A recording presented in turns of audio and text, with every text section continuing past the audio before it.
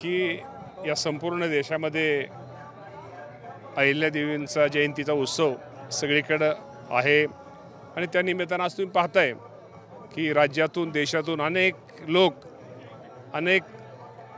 त्यांचं दर्शन घेण्यासाठी त्यांचा पदस्पर्श करण्यासाठी आज सगळेजण इथं उपस्थित हजर आहेत। राज्याचे मुख्यमंत्री दोन्ही उपमुख्यमंत्री लवकरच आता इथं येतील आणि खूप चांगला कार्यक्रम इथं होणार आहे। आणि आपल्या सगळ्यांना माहिती आहे की राज्य सरकारने ह्या जयंती महोत्सव खूप मोठ्या प्रमाणामध्ये साजरा करण्याचा ठरवलेला आहे। कदाचित पुढच्या वर्षी आपण इथं आल्यानंतर तुम्हाला इथं बऱ्याचशा अनेकशा सुधारणा खूप मोठा एक आराखडा आज जरी 750-700 कोटीचा आराखडा भविष्यात त्याची किंमत वाढणार आहे।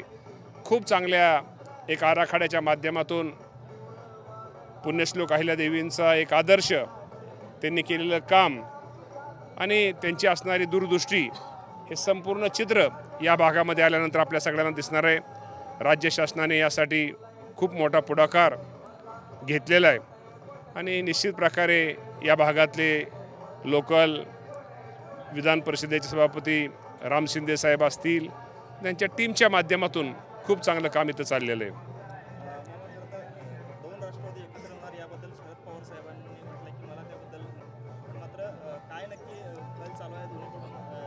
आता पवार साहेब हे देशाचे नेते आमचे नेते आहेत आणि त्यांनी शेवटी हा जो विषय तो वरिष्ठांचा विषय तो आमच्यासारख्या इतक्या खालच्या कार्यकर्त्यांचा नाहीत। त्यामुळे हे जे काही वरिष्ठ लोक जो निर्णय घेतील तो आम्हा सर्वांना निश्चित प्रकारे आम्ही मान्य करणार आहोत। परंतु ही गोष्ट खरी आहे की या राज्यातील जनतेच्या मनामध्ये जे तुमच्या मनामध्ये आहे ते या राज्यातल्या जनतेच्या मनामध्ये पण सगळे आहे।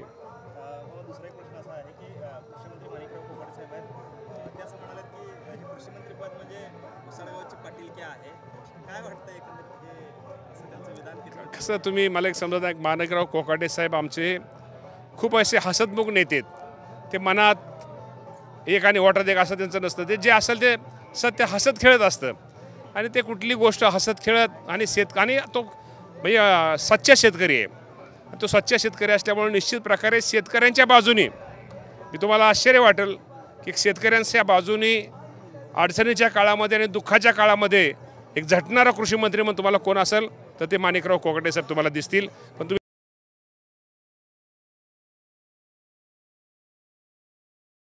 पण त्या शैलीमध्ये कुठल्याही प्रकारचा कुठं ते आपण म्हणतो ना एक चुकीचा हा अर्थ तुम्ही काढू नका।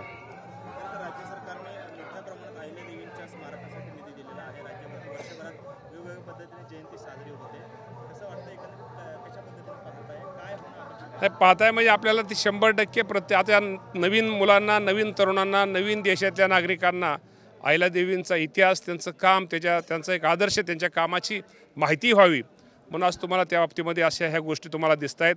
आणि भविष्यामध्ये निश्चित प्रकारे की जे काम आहे अहिल्यादेवींचं आज आपण जलसंधारणाचं काम बघतो की ते त्यांनी 300 वर्षापूर्वी केलं ते काम आज आपण तिथं करतो आज करायचं आपण करतोय। त्यामध्ये काय सुधार त्यांनी ते 300 वर्षापूर्वी केलेलं काम आणि आजचं काम यामध्ये काय फरक आहे हे पण सगळ्यांनी जाणून घेतलं पाहिजे। आणि त्यामुळे त्यांचा विचार एक त्यांचा आदर्श सर्वांनी घेऊन त्यांच्या कामाची पद्धत घेऊन एक काम चांगलं व्हावं यासाठी हा प्रयत्न चाललेला आहे।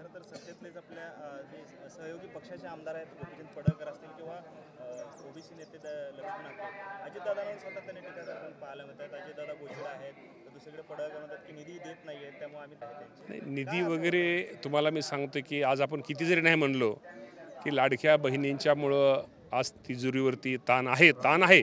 मी असं म्हणणार नाही की सगळंच मोकळं आहे पण ताण आहे।